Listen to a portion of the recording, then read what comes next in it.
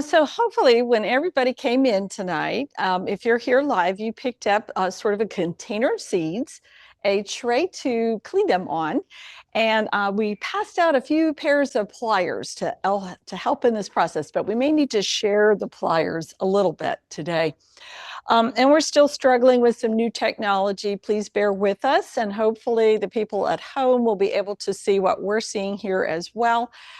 They don't get to clean the seeds. They're missing the hands-on part, but we have some things for them to look at too. So I have been cleaning seeds for a long time, but I have been in love with seeds since I can remember. When I was 5, I asked for the science book of seeds for Christmas. And by golly, I did every experiment in that science book of seeds. We had little bean sprouts growing in glass jars on the windowsill and everything. And I was pulling seeds apart to see what was inside. And when my parents' house was being cleaned out, we uncovered a box of old school papers.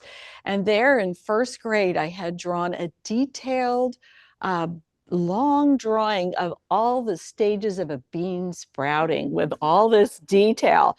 And so, yes, if I had forgotten, it came back that I have been in love with seeds forever and plants forever. So there are lots of reasons we might want to clean and harvest seeds. Let's see. We're going to talk about why we might want to do some of these things. We're going to talk about harvesting ethics and laws, harvest timing, harvest techniques, how to do things safely while you're out there, seed cleaning strategies. There are all kinds of ways to clean seeds. And it looks like some of my slides are going to be squunched tonight. I'm not sure why that is. Probably, well, maybe I just made a mistake when I did this slide. So some words may be cut off. This is a brand new show for me. I haven't got all the bugs out yet. Seed storage, seed uses, and what we're not going to talk about is how to start seeds. That's a whole different talk. So we're not doing that today. So why would we want to go out and harvest native plant seeds? Well, first of all, for our personal use, maybe we might have acreage or a garden when we'd really like to see some of those lovely natives in our own spaces. But we might be helping with restorations or large-scale plantings, like Paulette is out there working at McKinney Greens, and she needs lots and lots of plants for a space that big. There are public places where we're trying to put back sort of a prairie facsimile on those places.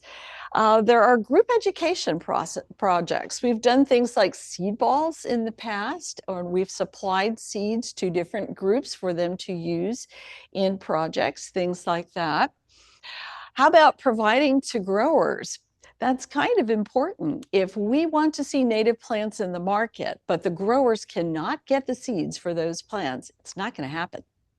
We need to be on board with some of the larger growers to help them find the seeds that they need to produce the plants that we want to buy.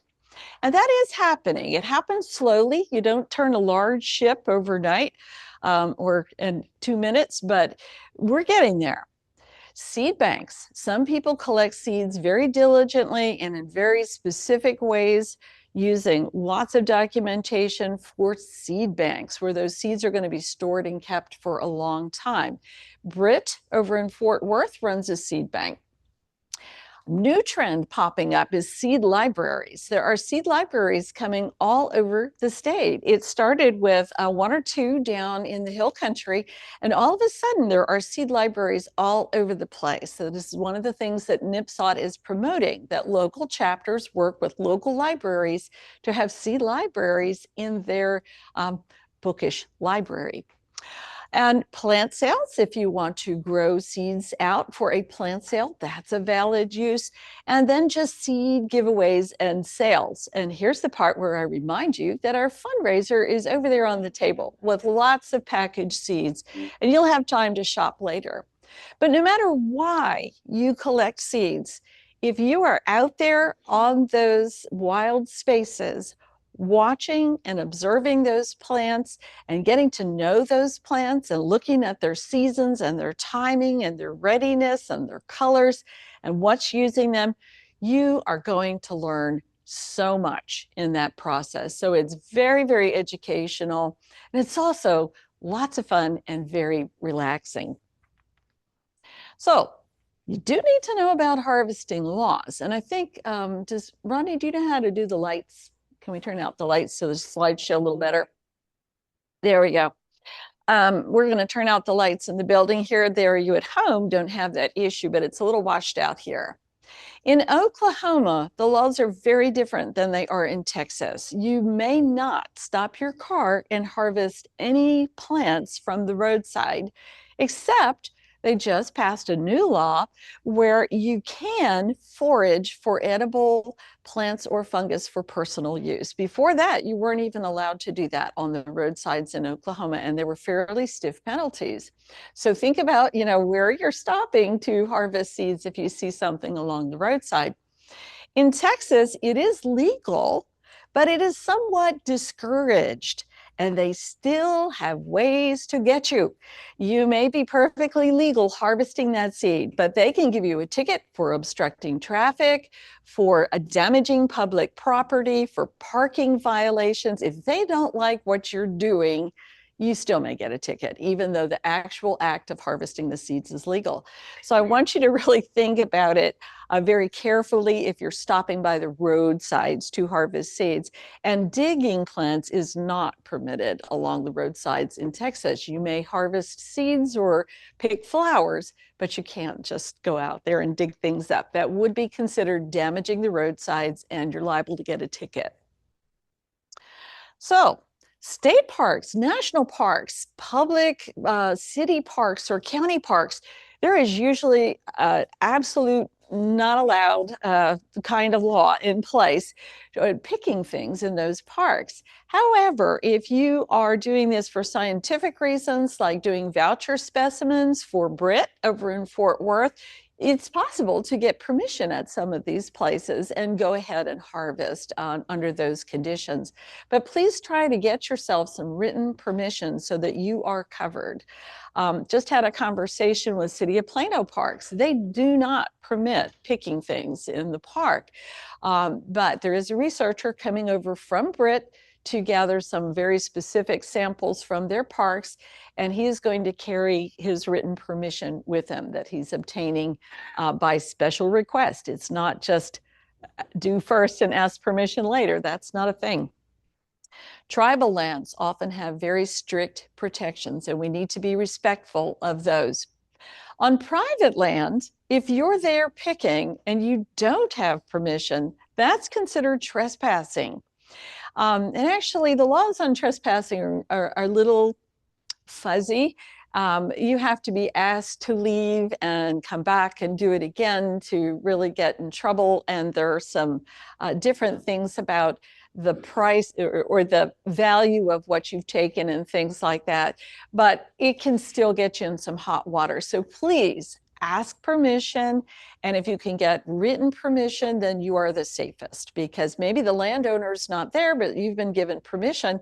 Well, the police officer that stops you and wants to know what you are doing out there doesn't know that landowner necessarily, won't know that you have permission. So get it in writing. It's easiest. It is a persistent myth in Texas that it is illegal to pick bluebonnets. And it is not true. You may pick the state flower, the bluebonnet, but again, if you are blocking traffic, damaging the shoulder or any kind of public property, you still may be ticketed for that. National forests, though, are a different beast. They're not like national parks. They're designed to be used. And I think the national grasslands probably fall in that same category. So not like national parks, you may collect small quantities of things in national grasslands and national forests.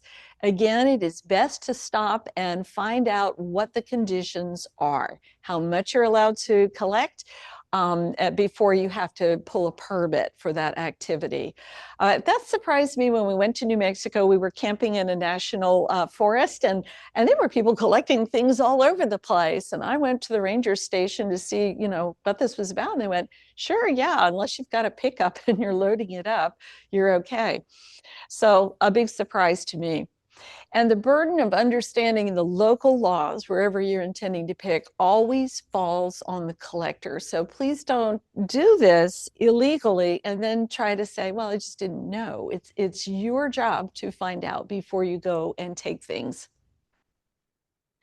So how about not damaging the places we are picking? What kinds of stewardship should we be engaging in? We want these places to be there for a long, long time, if possible. Now, some of these places, the bulldozer's already parked, and you know they're not going to be there a long time. That is a different story. But in a place that you expect to be there for many more years in the condition that it's in, don't pick if there are fewer than 100 plants of that species in that area. That's too few. You need to let them stay and reproduce in that place. Just don't disturb it. However, if that bulldozer is parked, the sign is up, and you know that's about to become a shopping mall, by all means, pick what you can when you can, because you probably won't get another opportunity to do that.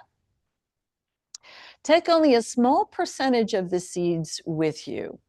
And for annuals and perennials, 10% should really be safe. That should be okay.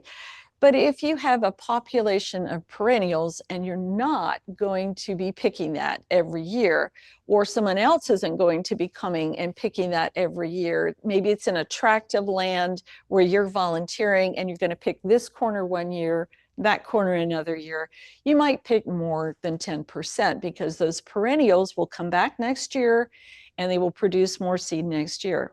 Annuals have 1 year to get their whole life cycle done.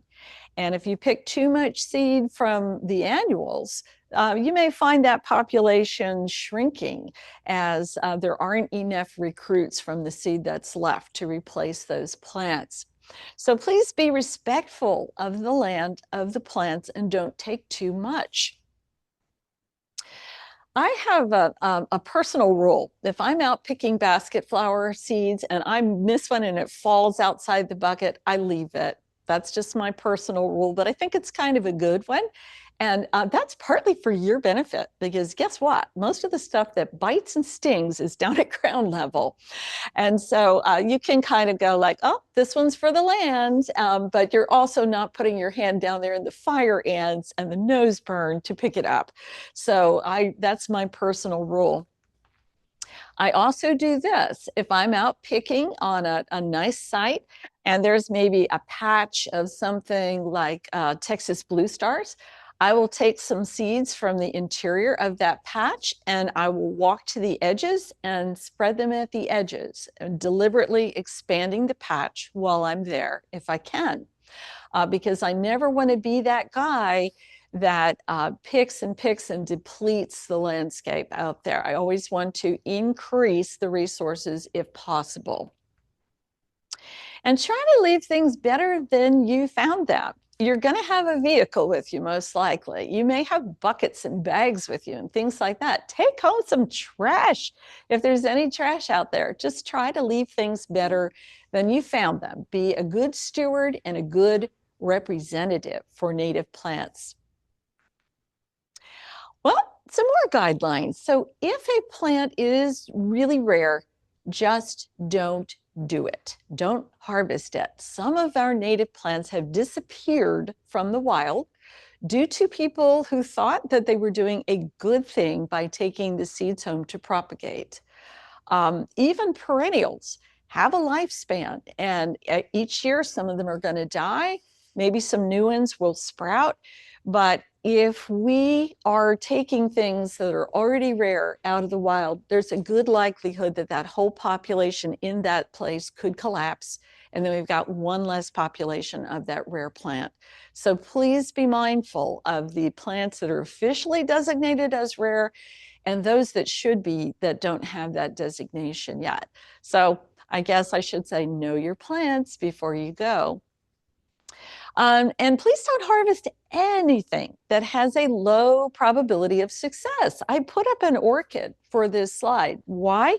Because there are plants, orchids are plants in this category quite often that require very special growing conditions. If you take this home and throw the seed in your ordinary garden, they're not going to live there. They require special soil microbes that work with them, or mycorrhizal fungi, or acidic bog-like conditions, all kinds of things that you can't replicate at home.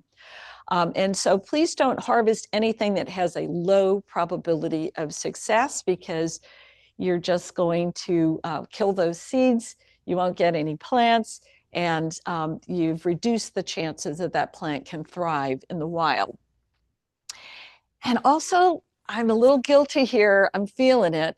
Don't harvest anything you can't use or give away, or give to someone else to use, because seeds are living things. If you take them home and you just stick them in a closet and they are there till you die, you have wasted that potential plant. They're not doing anything there, right? We need to be mindful of what's happening with these seeds that we have picked. And finally, be mindful of the plants that are in your surroundings when you're out there.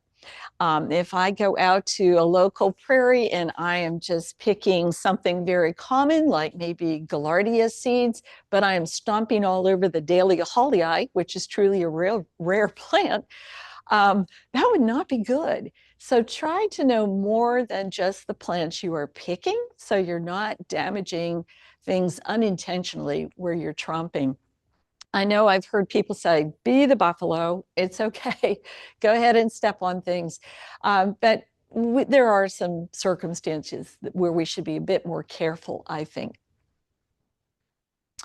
Harvest timing. So I can't remember if it was grapes or coffee beans where the guy said, we will pick no thing before it's time, right? But seeds are like that too. If you harvest them too early, they're likely to not work. They're likely to not be mature enough to sprout and grow. So those would be wasted seeds, right? If you harvest them too late, sometimes they're also damaged by the time you get them in. And so that can be a little dicey too. So what does this mean? This means that we're going to have to be out there looking at plants all the time so that we know when they're ripe. And that's not a bad thing for us. People don't get outside enough, and observing a plant over and over in its natural habitat is a great way to learn so much about the environment. It's really wonderful. But even if I know when seeds are ripe, there are also some seeds that should not be taken off the plant and brought home and dried out. So be careful of things like water lilies. When those blooms have been pollinated, that stalk will turn back and go underwater. And the seeds, when they mature, are released underwater. They're never meant to dry out. So that could be a problem if you dry those all the way out. They're probably not going to work. Pickerel rush, where does it grow? Anybody?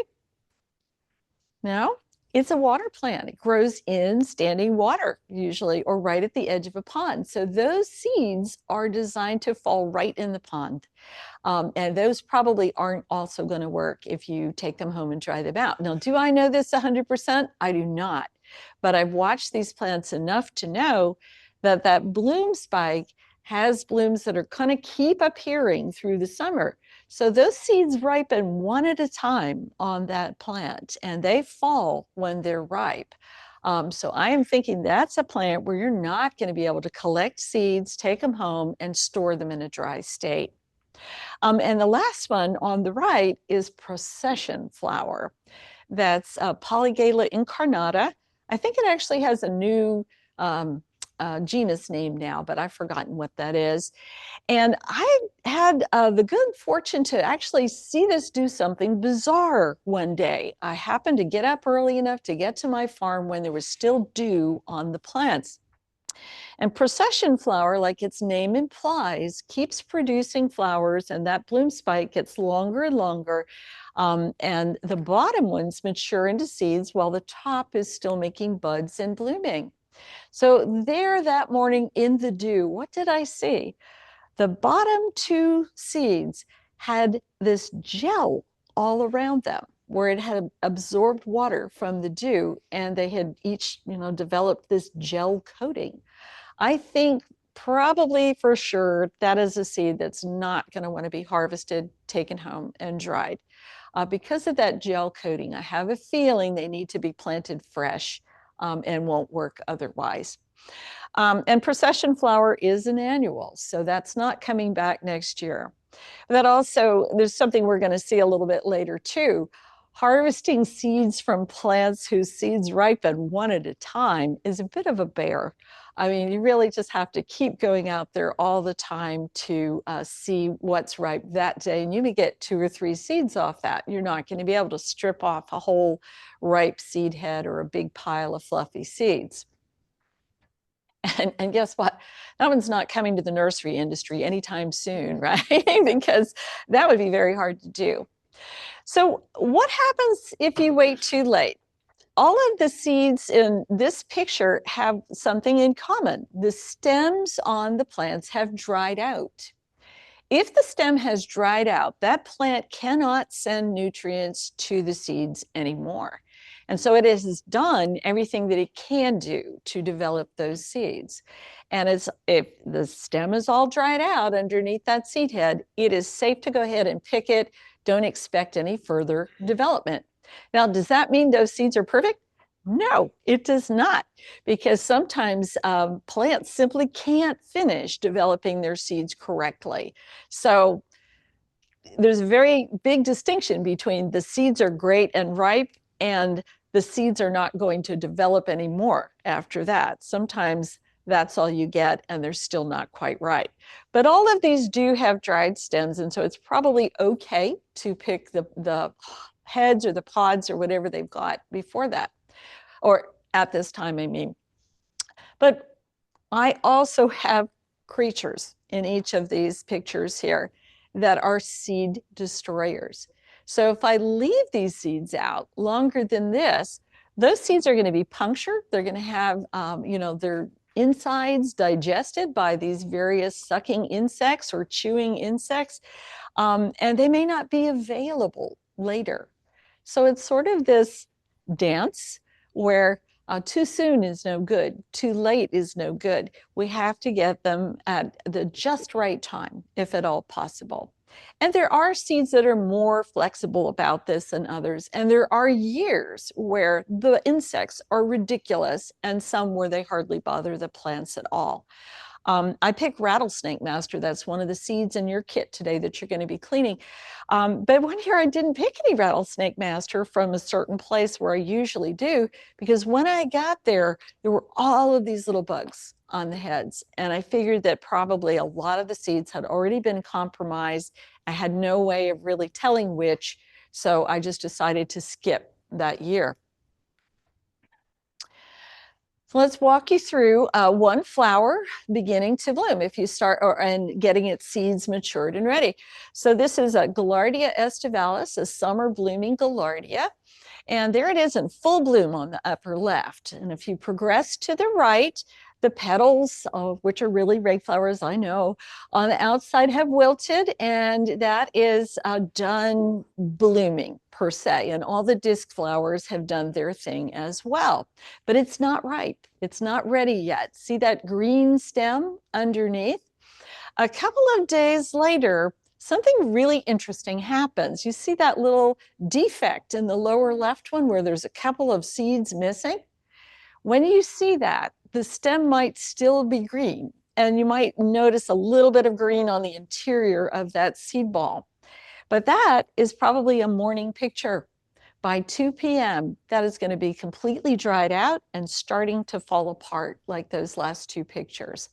And so this is a plant where you have to be on site and ready to pick, and you want to pick sometime from midday to the afternoon, because in the morning they won't look right. You won't be able to tell which ones are ready. You have to wait for the afternoon when those heads start to shatter and the seed starts to blow away to know which ones are ready. Milkweeds can be the same. They are equipped with little parachutes. And so if you wait too late, you may miss that milkweed seed pod. They'll be closed in the morning. You come in the afternoon on a dry, sunny day, and that same pod is open and half the seeds have already left. So it can be a bit of a problem. If you have special plants of any kind, you might employ one of these mesh bags over a seed pod. And for rarer milkweeds that I harvest, I do sometimes use the mesh bags. Why mesh? Well, it needs to let light, water, and air through the weave. So never put a plastic bag over a seed pod out in the field. You'll just cook it. But these mesh bags do work to preserve the seeds intact of a plant that you're likely to miss the perfect timing on. We have a farm up near the Red River, and I don't get there every day. So if I see one of my rare milkweeds has a pod on it, and I happen to have one of these bags in my pocket, I'll go ahead and bag it. And then I've got a lot of leeway about when to come back. But if you use a bag, be sure you haven't bagged insects with the seeds, because then all you've done is protect the insects while they have a banquet. And so that's not really helpful. Some plants, in spite of your best efforts, are going to abort a lot of their seeds. They're simply not going to finish them. They have limited resources, and so they kind of have to make decisions, if you want to think of it like that, even though I'm not telling you that plants think and decide things. So they're going to send their resources to some of their seeds and finish those up. And then some of your seed pods may just fall off unfinished. That's perfectly normal for most plants to do that. And particularly a lot of our milkweeds, which I work with a lot, do this. Those seeds I would not want to give to somebody. They're wrinkled. They're a little dished in places. They do not look like seeds that were well finished to me. So I would expect those to be poor quality or maybe even completely sterile. They're brown, but they're not fully developed. And to tell you the truth, I know exactly where this pod came from. A cow had stepped on a milkweed branch and broken the whole thing off. I was out picking good milkweed seeds, and I saw this and I thought, you know, it's open just a little bit and I can see the seeds are brown. I wonder if that one is okay or not. So I took it home and watched it on purpose, and sure enough, it was not okay. I wouldn't want to receive or give these seeds. So let's talk about the different kinds of harvesting that happen out there and which kinds you might want to participate in, different ways you might want to clean or not clean your seeds. So on a very large scale, things happen much differently than they're going to happen in our Master Naturalist chapter or at our houses. But we can still approximate some of their cleaning methods and do some good things. So that's at a warehouse of a very well-known seed company in Texas. And they have since moved some of their facilities, so that may not still be there, but I was there about 10 years ago. And if you're doing large volumes of seed collecting, you're probably going to machine harvest somehow. Now, this is not going to work well for a species where only one or two seeds on the whole plant are ripe, but there are seeds that where you can, go through and mow the whole field, collect all that stuff, and you may have multiple species in those mowings. Now, after that's mowed, what could they do with that? Maybe they just cut the tops off and it's mostly seed heads, and then they can take it home and clean it at their big facility, or they could leave it in that state. Or they can bale it up just like hay. And there's something called wildflower hay that's very expensive, but you can purchase a bale of wildflower hay. And what you would do with that, it's got the stems, the leaves, and the seed heads all in the bale, and you just kind of spread it around and hope that some things come up from those seeds in there. So it can be left in that raw state as hay or tops only, but it can also be cleaned with these big industrial machines. And this same place in another barn has a gigantic shaker, and they showed me the shaker. It's got trays with holes in the bottom that stack on top of each other, and there are different sizes and shapes of holes. So you would stack the bigger holes on the top and progressively smaller holes, and you put the whole thing in your big shaker machine, and you dump your raw stuff that's been smashed up or chopped up a little bit on the top, and then you shake the daylights out of this thing.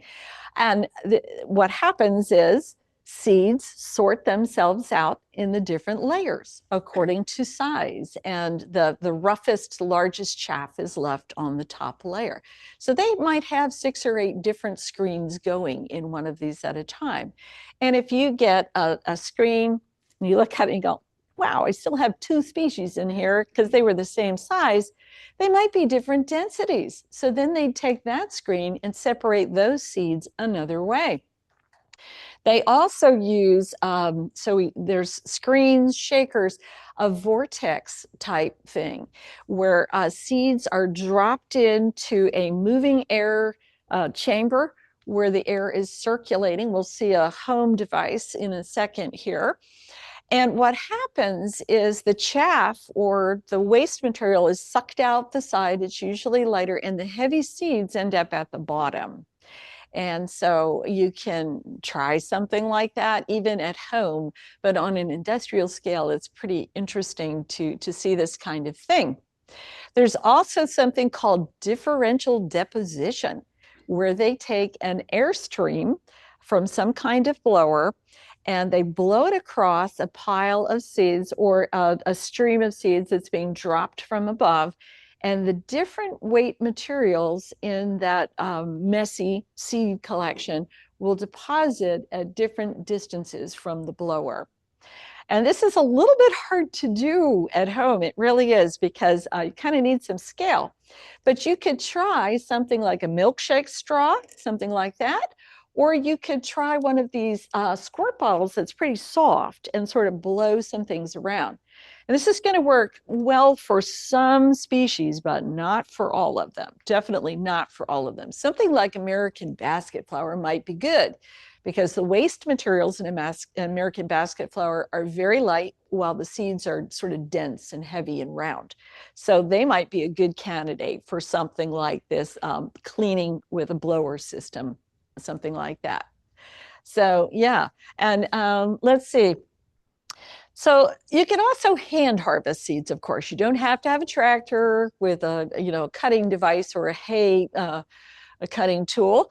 You could just go out and harvest small amounts of seeds, and they could be left whole and uncleaned, or you can clean the daylights out of them, which is kind of what I prefer to do.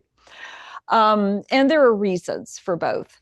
And then selective harvesting, you can select seeds for particular reasons, or you can do full genetics harvesting. And those are very different practices. So say I go out to my rattlesnake master patch and I decide, oh, well, let's talk about these. We'll get to the rattlesnake master in a minute. We'll come back to it. So this is a small vortex system. It is sold on Amazon, not too expensive, to collect the dust from your wood shop, essentially, and it hooks up to your shop vac. So stuff goes in the hose end, and there is a column of circulating air inside created by the shop vac, which is hooked up to the other end. Heavy seeds fall out, and the light stuff goes into the shop vac. Now, this guy is just hoping to not put a lot of wood shavings in his shop vac, so he's using it for that. When I use it for milkweed seeds, and I will, snort up the fluff and the seeds all together, a little bit at a time, and they go spinning around, and the milkweed seeds fall into the 5-gallon bucket, and the fluff goes to the shop vac. This may sound like a great way to clean milkweed seeds, but you've got to get into that shop vac and take out the fluff over and over and over and over. And you've got fluff, little itty bits of fluff everywhere. So it is actually a good way to clean seeds, but it's not effort-free. There are bigger ones too. Stephanie, who works here at the herd, sent me a cool video of the zigzag separator, and I decided to throw one in this morning. I just threw this slide in so you could see this. There is a website called Real Seeds from the UK, and they actually have plans for the zigzag separator up there. So the way this is used, you see the red funnel? Your broken up seed heads go in there. You've got to find a way to smash them up a bit first, right? You don't want to put whole ones in there.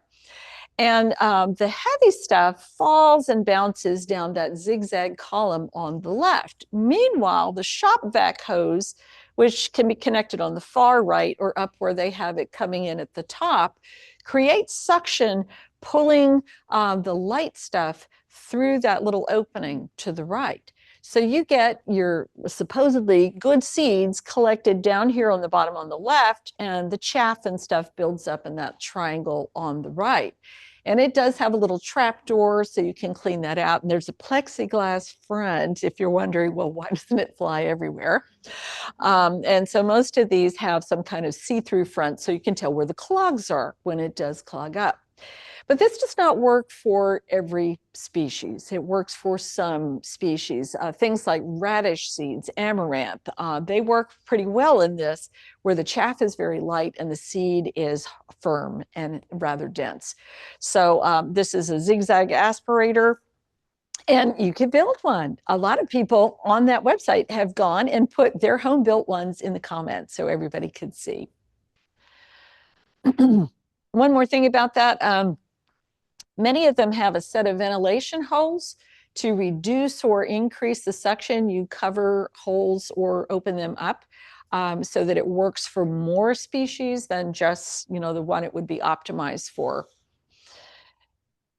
So let's go back to that selective harvesting again.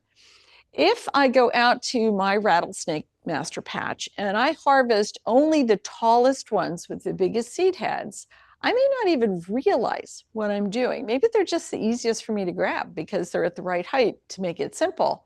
But I am selecting for certain genetics. And that might be very desirable if I'm trying to, introduce a new cultivar of a real native plant into the nursery industry. That might be a thing.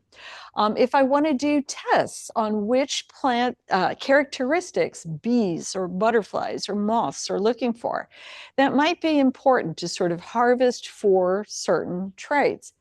But if I just want to think about the ecological big picture and preserve maximum genetic diversity, then I don't want to do that. I want to harvest some of the short ones, some of the small ones, some of the big ones, some of the tall ones, like just harvest a mix of it.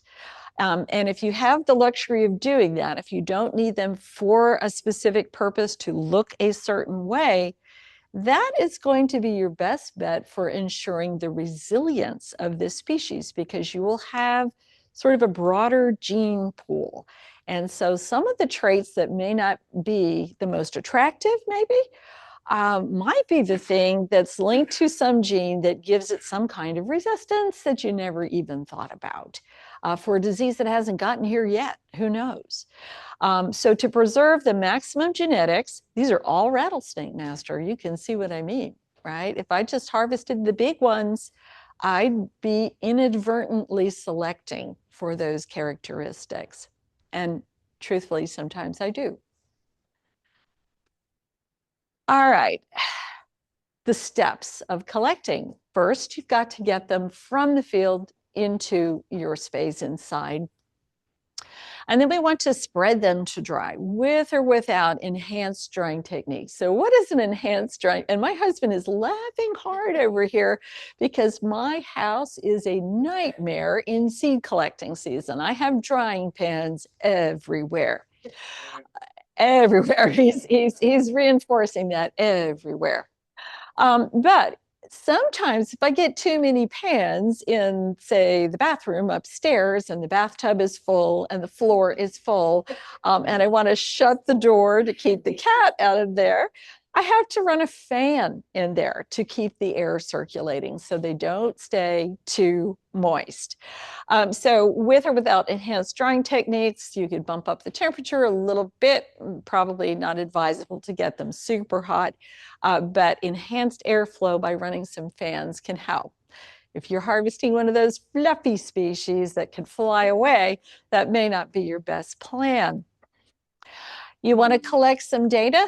Always label your seeds. You will not remember later. I guarantee it. I love seeds and I regularly forget if I don't have a label on and in that batch. So I usually label them twice.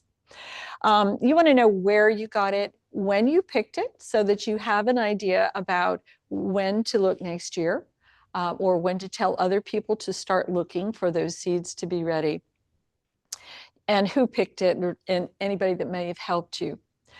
I then freeze my seeds briefly, just briefly, about 24 hours in an ordinary household freezer. And then packaging, any labeling, long-term storage. So we're going to talk about these things a little bit. None of these seeds are ripe.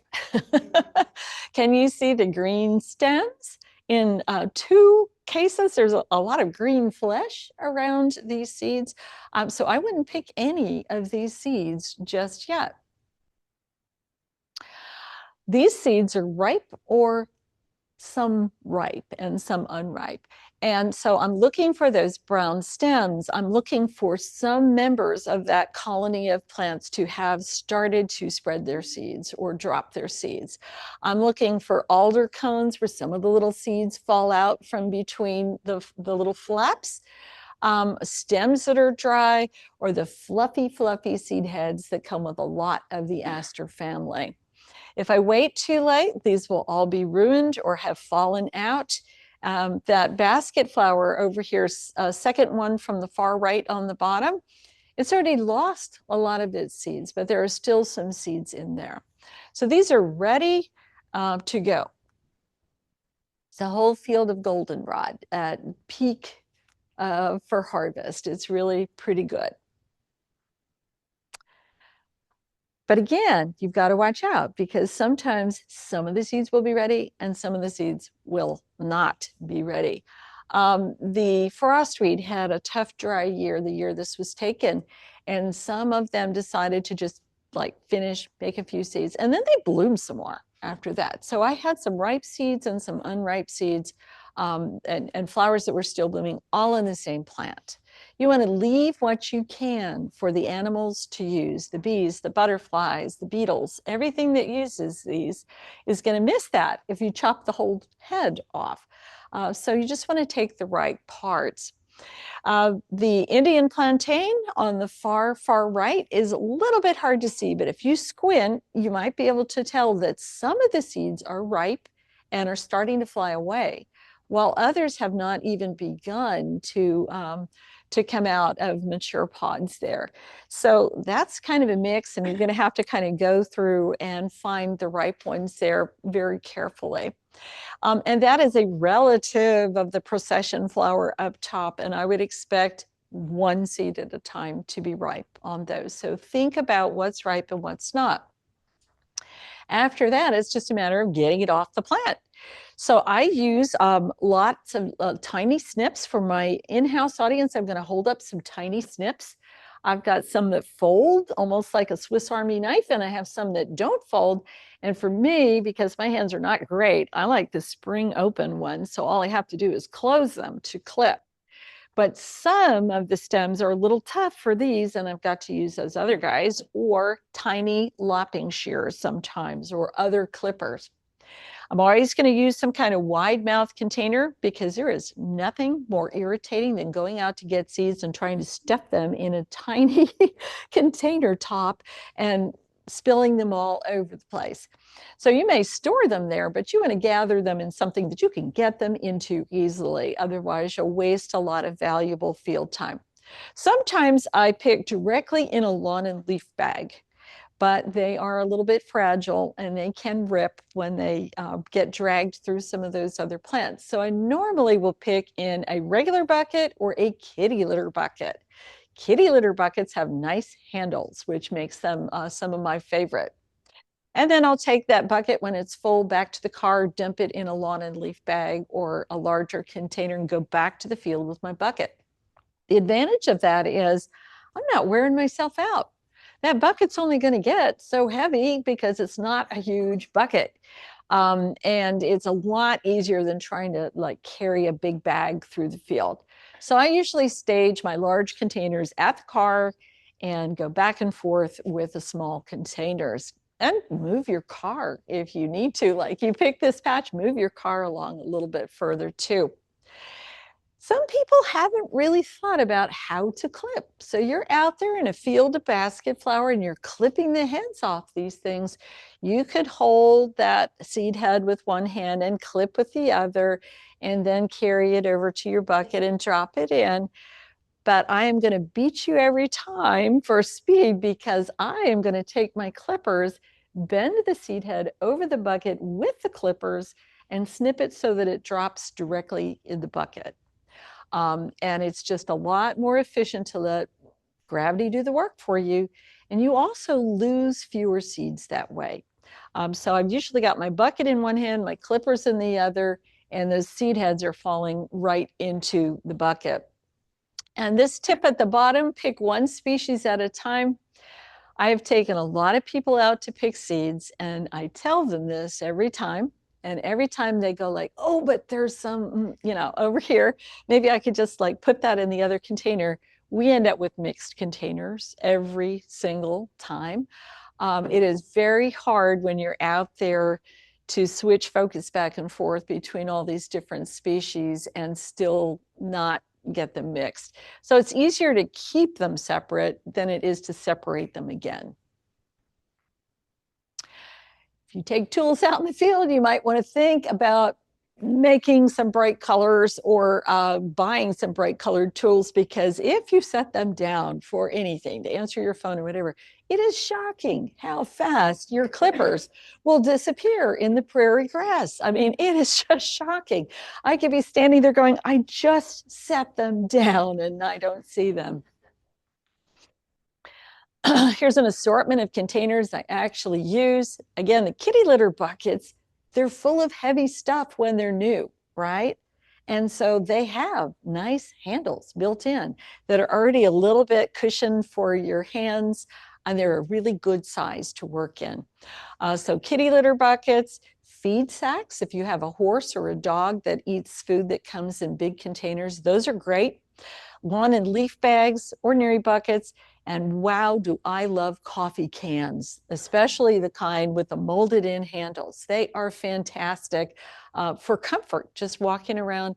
When you're not planning to pick 30 pounds of seeds, you can harvest small quantities in one of those coffee cans, and those molded grips are great.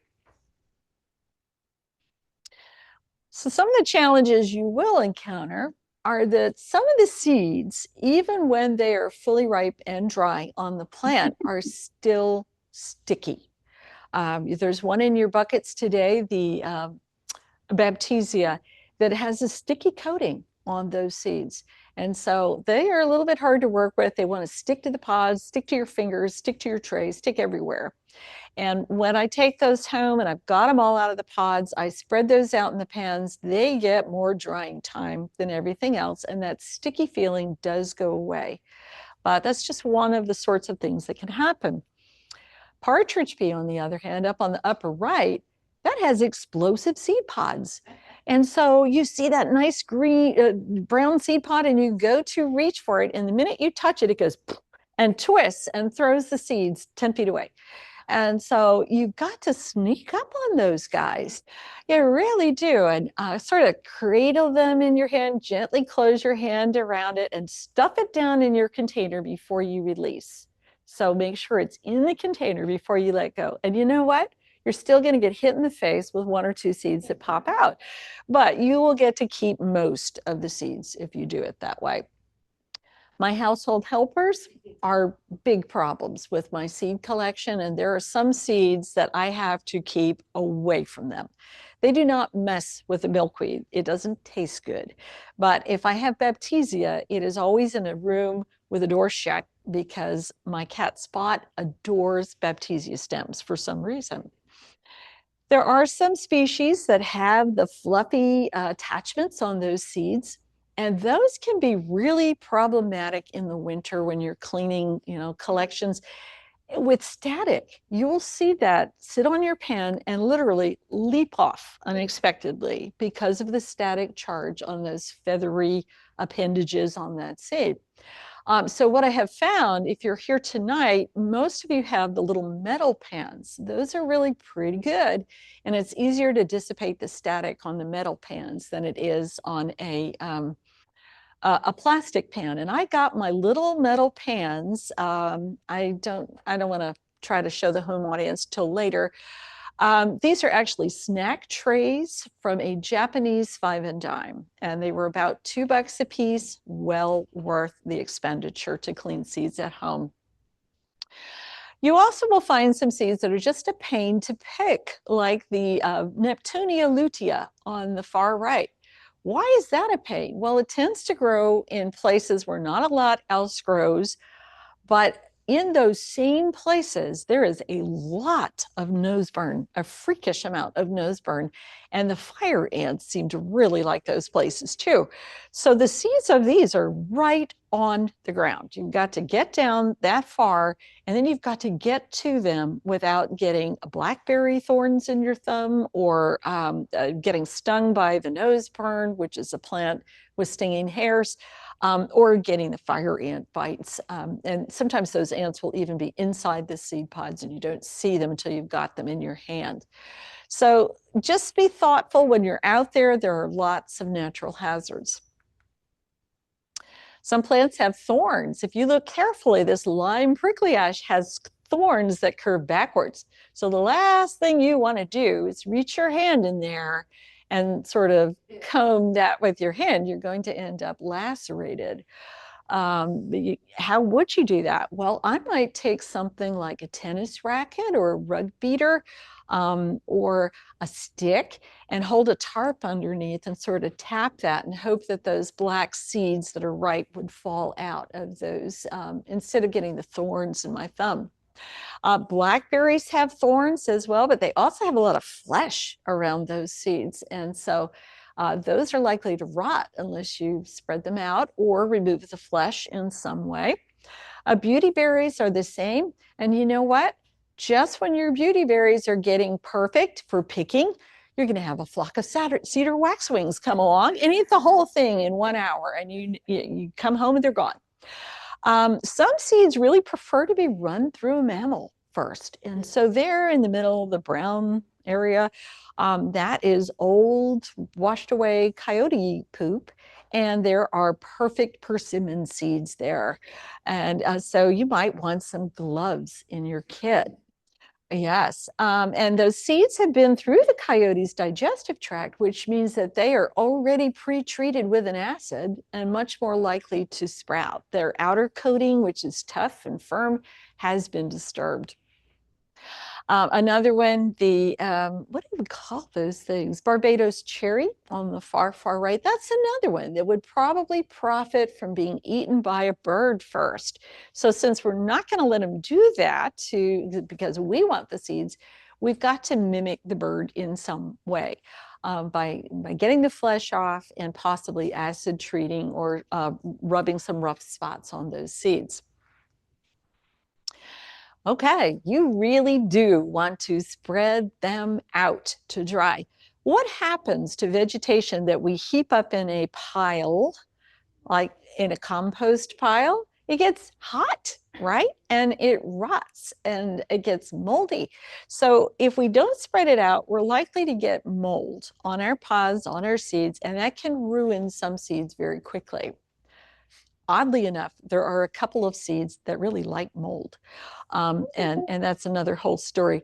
But all of my seeds do get spread out to dry, and I go by and I turn both the clean seeds and the unclean pods several times a day. And you're going to find some great tools at your local 5 and dime or Asian groceries are great. You can get wooden turners and things like that. And you just go through and you turn those pans several times a day. You can do it with your hands, but if you're doing that with milkweeds, you will be washing your hands until your skin comes off several times a day. So don't crowd it. It's like cooking with a saute pan. You crowd that saute pan, you never get good results. And you need to make sure they have plenty of space for the air to circulate. I have a label system in place where I'm using little colored chips to tell me which picking this is. And then I know there's also a paper label somewhere in the bottom of that pan. But visually, it's very easy for me to go by and say, oh, those are Thursdays or whatever, because they have that green tag. If you're picking lots more, you'll need to invest in some kind of drying racks like those ones on the far right. There was a year when I had a contract to pick 15 pounds of clean seed of milkweeds, and that is a lot of pods. And so I needed to pick more than I could quickly process, yet not allow them to rot. So we constructed these racks where rats cannot get at it from the bottom because there's hardware cloth on the bottom. And then there is a piece of landscaping fabric, and the upper rack, which is all hinged, so I can open that lid, has enough space above that layer of pods that the rats cannot get through it from the top or from the bottom.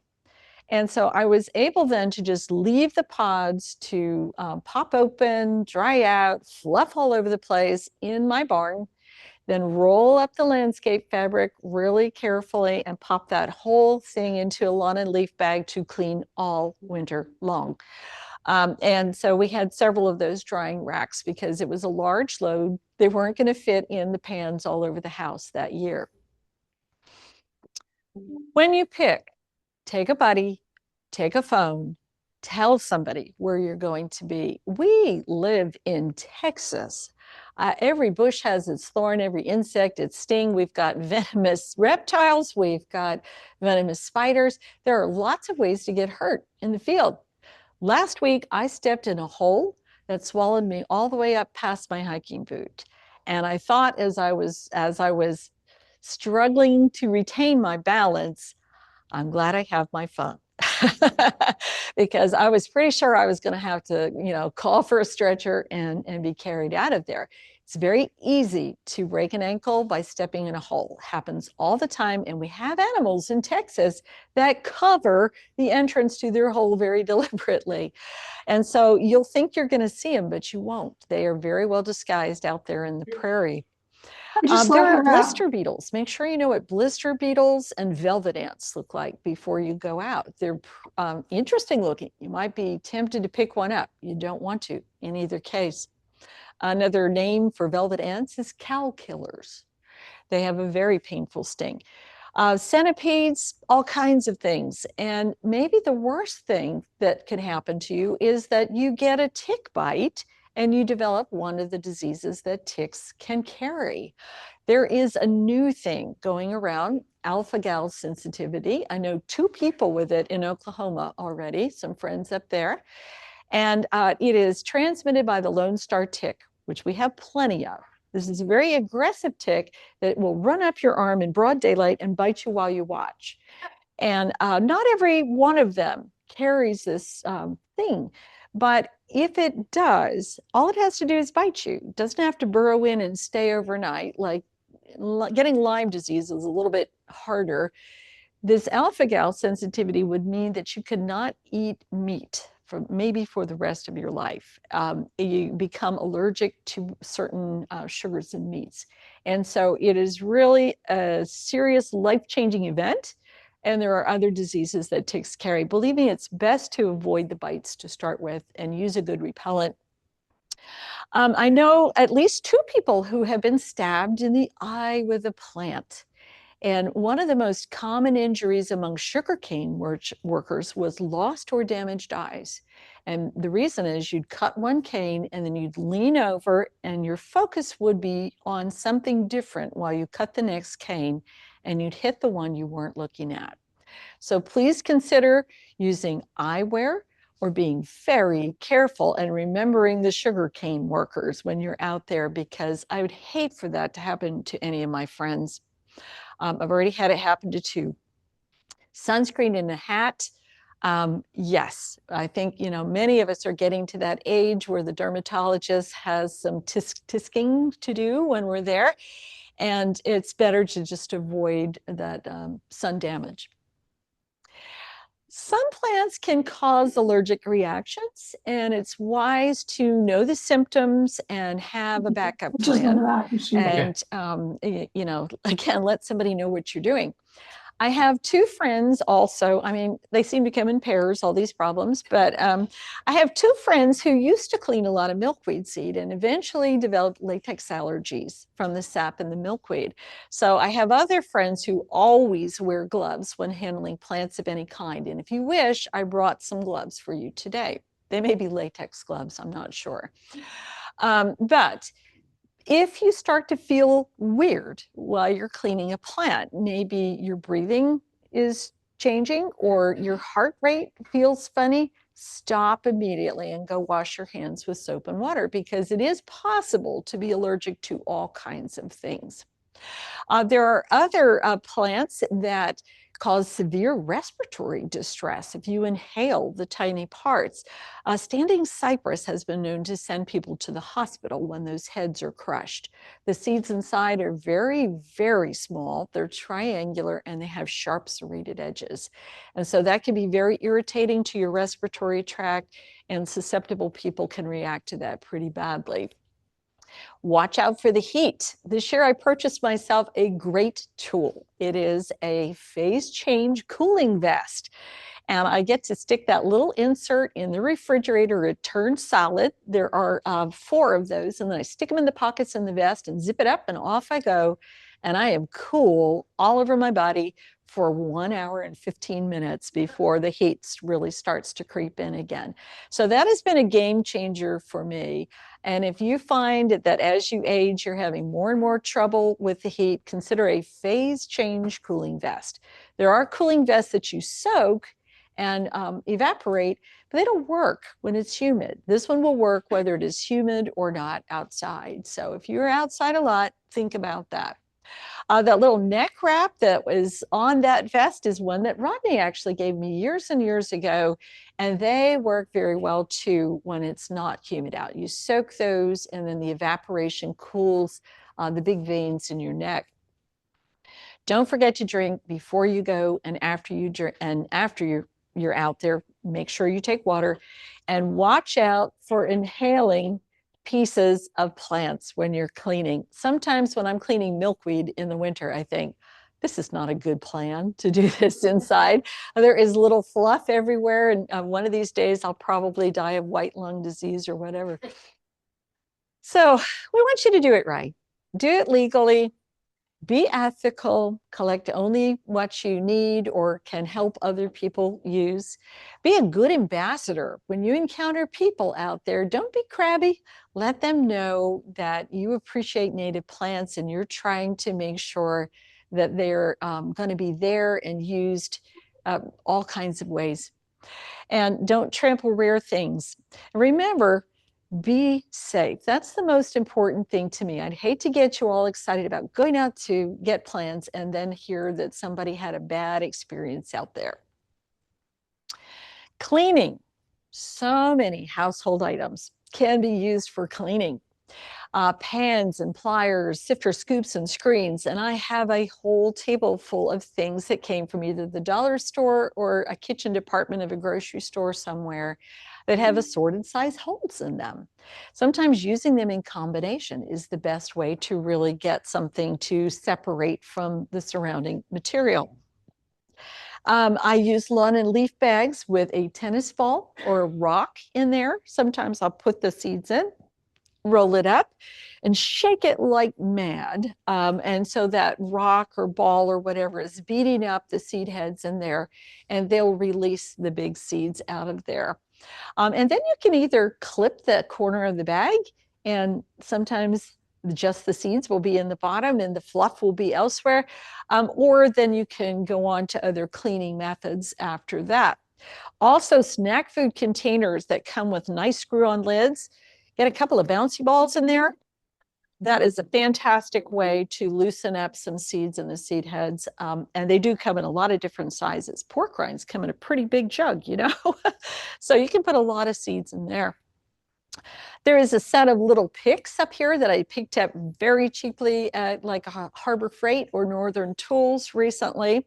I have seen people use tennis rackets to beat bushes and drop seeds. If you're trying to get agarita seeds, man, that is a thorny bush. And so the usual way to get agaritas is to spread a sheet and beat the daylights out of the bush and just have it drop the seeds. Of course, I'm kind of kidding. You don't want to hurt the bush, right? Excessive force not encouraged. And finally, the shredder. What a great tool this is. This is sort of a household leaf shredder that came into our possession from, I don't know, somebody that was cleaning out and didn't want it. We said, sure, we'll take it. Turns out that if you drop coneflower, basket flour, rattlesnake master in there, what it does is it shreds the head, but it doesn't shred the seeds. It keeps the seeds intact, but it does that work of breaking those things all apart. And in the seed buckets we're going to clean today, you're going to find some prickly characters in there that aren't all that fun to clean by hand. I wanted you to experience that so you understand the value of breaking up the heads first. On a small scale, what could you do? You could throw them in that same pillowcase that's attached to the outlet there and fasten up the pillowcase and walk on it. Walk on it maybe someplace that's, you know, not going to squash every seed into paste, but someplace where, or just have enough material in there that the seeds aren't actually going to be flattened to bits. You just want to break up the heads so that then you can use these other cleaning methods. So I do pick for some rather large operations, and I have reasons that I want to clean my seeds before I give those to them. They want to be able to put them right in the flats for the most part, and that is, you know, if the seeds are ready and they're clean, that's easy for them. But it's sort of a compare and contrast. If you're just doing a prairie restoration, maybe you don't want to clean your seeds at all. Maybe you just want to take the mass of seeds and a dross out there and stomp it in. And that's okay. That is okay. You don't have to clean all your seeds, but they're easier to store. They're a whole lot less bulky if they're clean. If you're trying to do them in commercial planting equipment, like a seed drill or something like that, they have to fit. And so you can't take a basket flower head and put it in a seed drill. You have to have the seeds separate for something like that. We just came from a conference in Kansas a couple of weeks ago where two universities are actually working on seed pellets that are the same size, shape, and weight as corn. So they will go in commercial planting equipment. They're using native seeds in these special pellets that fit already existing planting equipment, which is great. If your seeds are cleaned, they're less likely to have insects in them that are going to damage those seeds later, or you're going to be able to see that when it starts happening. They're less likely to hold moisture and become moldy. They're ready to package, you know, ready to go whenever. And they're going to make better soil contact. If I just throw the basket flower head out there, it may not decay fast enough for those seeds to really get down to ground level and touch the soil this year. If I throw down some seeds that are clean, they're going to slip through the grass and down to soil level. It's always great to step on them as well. The better your soil contact is, the more successful your seeding is going to be. And then the reason I clean every speck of milkweed by hand is that everywhere I pick, there is the possibility of scabiosis seeds. And I do not want to send anyone even one scabiosis seed. So I like to have all my milkweed seeds, and that's this year's batch there, nice and clean before I send them to someplace else. So you can kind of look at that there. But it is faster if you don't clean them. Here's some of my you know, round the house tools that I use, including that metal snack pan from the Japanese 5 and dime. There are the picks from Northern Tool, and also Paulette. She is wonderful. She turned me on to these tiny triangular bead tools, which are great little scoops for chasing your seeds around in your pans and then packaging them up after. And that's one of my larger snack containers with a golf ball and a bouncy ball, ready to throw in some seeds and shake those around to break up those seed heads. Again, that 24-hour freeze does kill most insects and most eggs. It would be a shame if you went to all that effort to gather these seeds, prep these seeds, and then you come back in 3 months and all you have is dust in your bag. And I have seen it happen where people improperly stored their seeds, insects got in, and when they finally went to use them, there was nothing left that was usable. Yeah.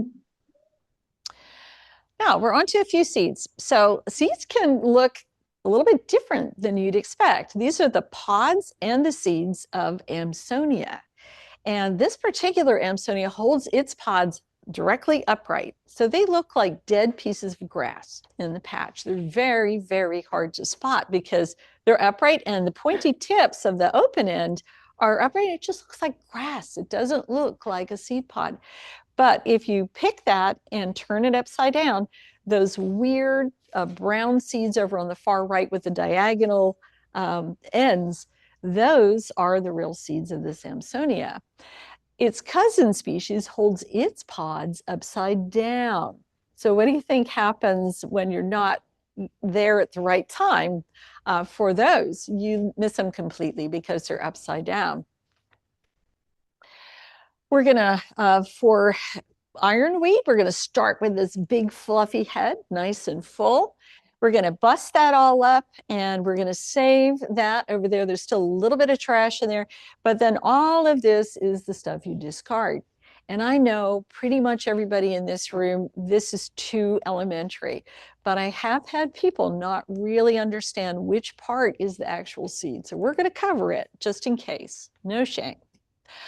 For penstemons, false foxgloves, most penstemons have sort of this pointy seed capsule and a little container underneath it. You break that out of the container, you break it open, and these weird black bits are the seeds, very irregular and strange looking. So you're going to throw away the empty shells that are over there on the right.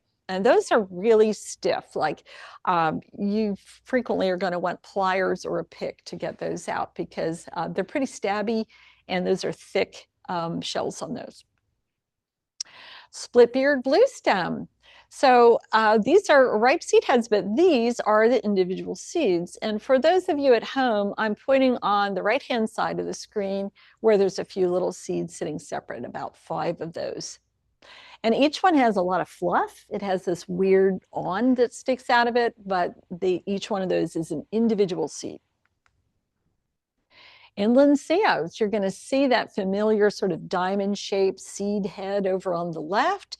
But within that are all these little, I think the word is spikelets, and inside those are the actual seeds of this plant.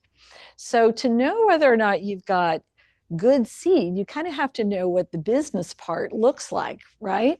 You could be picking lots and lots of stuff that looks like that on the left, but it might be empty. There may not be good seeds in there. Baptisia, also in your kits today. These are very easy to open. You just press them with a thumb and forefinger and open those up. And then you kind of have to get the seeds off the little teeth that are inside. But again, these are the sticky ones. So be prepared for a funny feeling on those seeds. Rattlesnake master. I usually hold one by the stem end and sort of grind it into the surface I'm working over and smash it up. And once I start smashing it up a bit, then I can rotate a little more and it will come apart into this surprisingly large pile. You wouldn't believe what is held in one of those little compact heads. I mean, it's a big pile. And you start sorting it out and you've got the trash on the far right, those little skinny bits that are very light, and these forked seeds in the middle. Those are the seeds. They're very strange looking. And each one of those has sort of a set of soft teeth along the edges. They're really kind of interesting looking, a little primitive looking. Oh, I did do a close-up. So those are the Rattlesnake Master actual seeds. This is the part you keep. The rest you throw away. Narrowleaf coneflower. Again, this one's a prickly species, but if you grab it by that stem and you grind it in, or use the pliers, yes, to pull it apart. Once you start getting it pulled apart, it will come apart pretty easily. It's that first little bit that's really hard to do. You really don't want to do this with your thumb and forefinger because you will get irritated little spots on your fingers. So you want to use all your smarts to outwit the coneflower. And I already know some of you in here, you came in and went, oh, coneflower, that one hurts. You've done it, you know. Again, the trash is on the right, and there's several shapes and colors in there in that trash pile, but the good seeds are in the middle. Now, are those seeds in the middle all good seeds? Probably not. I would venture to say at least a third of those are not good seeds, even though they look good. So we're going to do some seed testing as well. And here's how you're going to do it. You're going to look at the seed. Does it look right? Or does it have big chunks chewed out of it by something, right? Or is it wrinkled or slim or undersized, right? And then you're going to drop it onto a hard surface and listen and look, because a good seed and a seed that's not filled well of the same species have a different sound to them. And so I think that we have a little bag in our kits, and it's got a few of those bear's foot seeds in it. And I think that might not even be on the piece of paper that was in there, but that's for the plink testing. I want you to try to plink those onto your pans and listen to that sound. And maybe you'll have all good ones, maybe you'll have all bad ones. You might have to share with a neighbor to really see. So you're going to do that. And you're also going to look at the way it bounces. A lot of seeds, especially the cone flowers, it's really easy to test them by bouncing. The good ones bounce differently than the bad ones. The bad ones just kind of go and just sit there, and they don't bounce much. The good ones have a kind of a frisky bounce to them. And so we're going to look, we're going to listen, and finally we're going to take a thumbnail or a tool if we don't have thumbnails and try to squash the seed and see, does it collapse immediately? Is it hollow? Is there nothing in there? Some of the Baptisia seeds will be hollow. Some of the coneflower seeds will be hollow. I think more coneflower seeds are hollow now than used to be, because we simply have sort of a native bee crisis. There aren't as many bumblebees out there servicing those flowers, and they're not getting as well pollinated as they used to. So there's less viable seed in each one of these seed heads than there used to be. And storage, you've heard over and over, don't store seeds in anything but paper bags. And I tell you, I think that's been a little overdone. If they're well dried, you can store them in containers that aren't ridiculously airtight. Have you ever been on a vacation and you took a jar of pickles and you did put the jar lid back on the pickles, but when you got home and it turned over in the ice chest and you had pickle water everywhere? Pickle jars are not airtight once they're opened, unless you really crank that lid down. They're fine. They're breathing as well as a paper bag. And you're going to put dry seeds in there, not seeds that are likely to become moldy anyway. So I think it's fine to put them in glass jars, and I do store a lot of seeds in glass jars. Plastic snack food jugs with screw tops, they are certainly not airtight. If you put water in that and turn it upside down, it will leak. And so it's not airtight, and it's fine. But you want to store them cool and dry if possible. If you don't have a big refrigerator where you can store your seeds, then room temperature is good, but you need it dry. Do not let them be exposed to a lot of humidity. And in fact, if you do have them in paper bags, sometimes the paper will absorb a lot of water, and that can be a little bit tricky. And don't plan to keep them forever. Again, they're living things, so make sure they get out there and they get used. Okay, it's time to play with our kits. Are we ready? You may open your boxes. I've got mine over here. And we're going to try to be good neighbors to the herd and not make giant messes. Richard, can you switch me to, so this is what's in the kits, folks. And we're going to switch to a live camera so the people at home can see what's going on. And the question was, you can add, and if you can repeat it, does freezing kill larvae for adult insects, but not the eggs. I assume the eggs are able to survive over winter. Okay, so that was a really good question from somebody in the home audience. They said, does freezing kill just the larvae and adult insects or the eggs also? And your home freezer is about 0 degrees Celsius. Here in Texas, we get low, but that's pretty low for us. So in general, yes, that will kill the eggs as well as the adults. It does kill most of the things that eat the seeds that I've been processing. So I've been pretty happy with the 24-hour freeze. Okay, now we've got our camera going. So here you're live. This is good. And I'm going to go ahead and start cleaning these 3 Baptisia pods, or maybe just 1 or 2, so the home audience can see what's in there. So when we open that up, let's see if I can show. Yeah, it's not focusing super well. There's a set of teeth, and each one of those little teeth has a seed stuck to the end of it. And we're just going to get a finger or a pick or a spoon or whatever you've got in there and dump those out as well. And these are the ones that are a little sticky that will stick to your fingers or your tools as you're working. So you're just going to kind of look to make sure that you got them all out. And then you've got your empty pods that you can discard. In the live audience, did you find some spider webs or hollow pods? Yeah. Okay. So this particular batch of Baptisia was real weird. There were a lot of compromised pods that already had insects living in them. And some of the pods had holes in them, and some of the pods looked perfect, but when we got in there, they weren't great. So this was a difficult batch of Baptisia picked at not too late. They were not picked late, but they were already compromised by a lot of insect activity. There were some good seeds in there, but this is going to be a batch that's going to take a lot of supplementary cleaning at home. Once I have a couple of big pans of this that I was working on, 4 big roaster pans. So anyway, that's the Baptisia. In-house audience, are we done with our Baptisia? We are.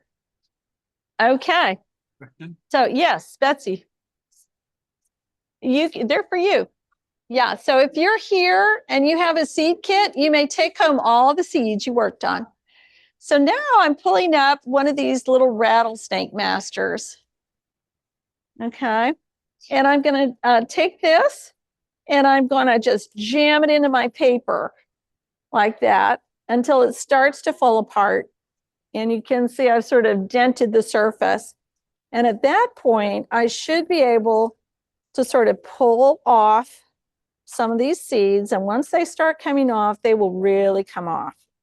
And a tiny little seed head will make a big pile of stuff.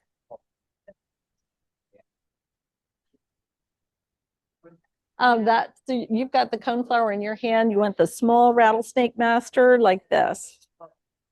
Yeah.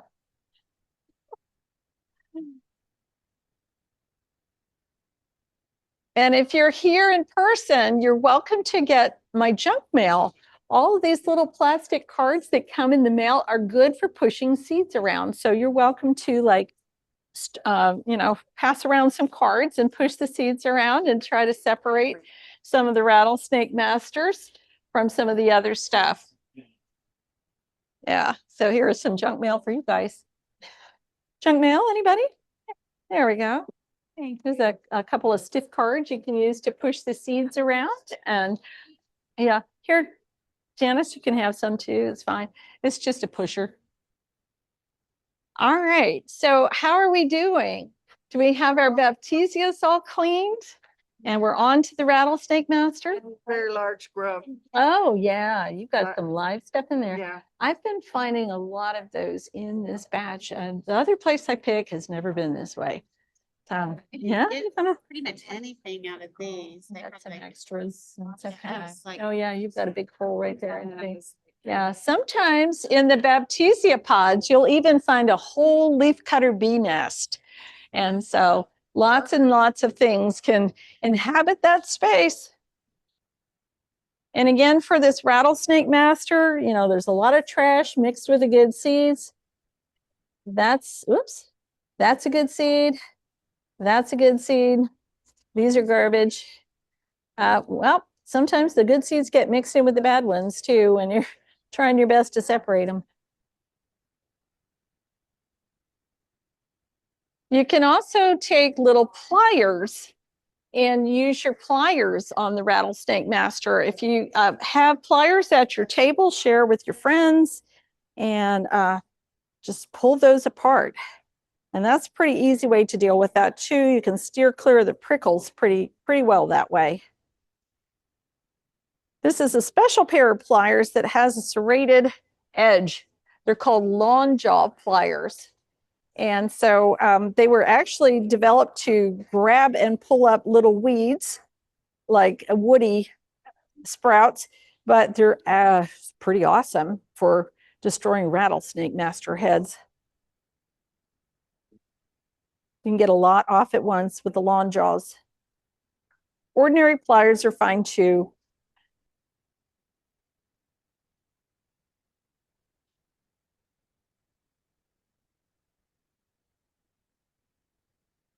How are we doing on time? Shoot, this one's very long. Okay. No, Carol, I've never called it using pliers. That sure saves the fingers. It does. Yeah. Okay, so I've just been informed I ran really long. And if you're still there at home, bless your heart. Thank you very much. But I'm going to move on to another species now, okay? And I'm going to pick up the coneflower. It's very similar to the rattlesnake master. And the seeds are way down inside these sharp points. So I am definitely going to want to try something like my lawn jaws and see if I can grab and wrench. And yes, that is coming apart nicely. And again, the seeds that are likely to be good are these whitish triangles with a dark end. And I'm going to test mine with a thumbnail. That one collapsed too easily. This one's pretty good. So that's a good seed. And this one that looks just like it is a bad seed. That's why. Yeah. So Carol, what are these big mystery seeds? Those are the bear's foot.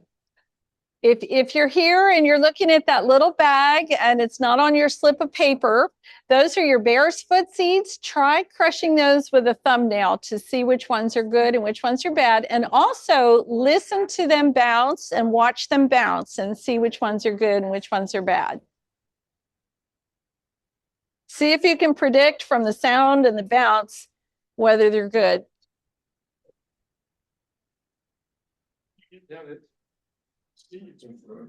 Yeah. I'm sorry, I went so long. Most fun I've had in Good, Bill. Yeah, if you're at home, we have people around the room going, this is fun. So I'm sorry you're not here. These are the bear's paw seeds, and I don't know if it's going to work so well on this paper. That one did not bounce at all, or real dead. It just kind of went thunk and it rolled, but it didn't bounce. That one had a much different sound to it. Yeah. Let's see if there's a. No. Okay, so then with the bear's paw, you're going to check with your thumbnail and see, does it squash? Oh, that one does not squash. It's a good seed. Yeah, they are, Tim. Tim picked these seeds, so he has a stake in finding them all excellent. There we go. So those all look pretty good, but a lot of times they will just squash and be hollow. Right. So I am going to do a basket flower now, so the home audience doesn't get bored to tears. And for the basket flower, I'm just going to pull that in half and maybe in quarters and hope to find some seeds down in there. They're way down in there, and there's lots more than you think hidden in there. I did not pick this particular batch of basket flower, and I thought they were a little bit young. And this one doesn't really have a lot in it right now. But there should be lots and lots of these little seeds way down inside the fluff in one that's been well pollinated and picked at the right time. It's another one. This one has more of those black seeds in it than the other one did. Somebody was asking, are we determining good seed from bad? Is our colors of bunch of seeds compared to lighter and lighter? Or are there other features? Okay. So someone at home had an excellent question that I'd like to address. They're asking, are we determining which seeds are good and which seeds are bad by color or by density, or is there something else we're looking for? And really, it's a combination of things. For some species, you can have dark and light seeds, and that's not really a big deal to be either color. For other species, you're looking for one that's just really dense compared to another that looks good but is hollow. And it's not so much about the color as whether that seed is well filled. So we're looking for a way to decide if it's well filled or not. Yeah. So, what'd you get? Is that a basket flower seed? Yes, it is. That's the only one that was. Can you do a float test? So Tina is asking, how about a float test? Yes, for some seeds, I think that would work well. However, then you have to dry them again. And so then you've got wet seeds, and you've got to deal with that. So I don't employ float tests, but for acorns, I know that's popular. Yeah. So I guess home audience, we want to make sure that if you have questions, you get those answered. People here are still playing with seeds and might do that for a while. Yes, they are. Yes, and if you're here in person, any of these seeds you may take home with you. Richard? I was going to come over and say hi. Mhm. Yeah. I've taken it Yeah. apart. Mhm. How do you get down to the seed? No, here, this one looks full. So you have to actually wrench that open for the inland sea oats. And yeah, and honestly, I would never clean this all the way down to the seed for most uses. So you really need. But I wanted you to see where the business seed is. part was. I yeah. would have assumed this. Yeah, so this is. Inside the clay, but Mhm. I don't ever take that off. No, I wouldn't for most uses, but I wanted you to see where the seed part was, because a lot of these are probably empty. And so you could give them away and not have seeds in there. Yes. You can. You could plant the inland sea oats without cleaning. Yes. Mhm. So, okay, home audience, I think this is going to get just a little strange where we just sort of wind down slowly. So thank you for coming. And I guess we should do the door prize. Yeah. Yeah. Okay, and I'm sorry I'm keeping you late tonight. I didn't realize this is going to be so long. Hmm. Yeah. They spun them out. And they went Yeah, I think so. Yeah, I kind of. Okay. So we are going to let the virtual audience go home, and I'm glad you were here. Didn't know how long this was going to run. Sorry, I ran long for you, but thank you for coming.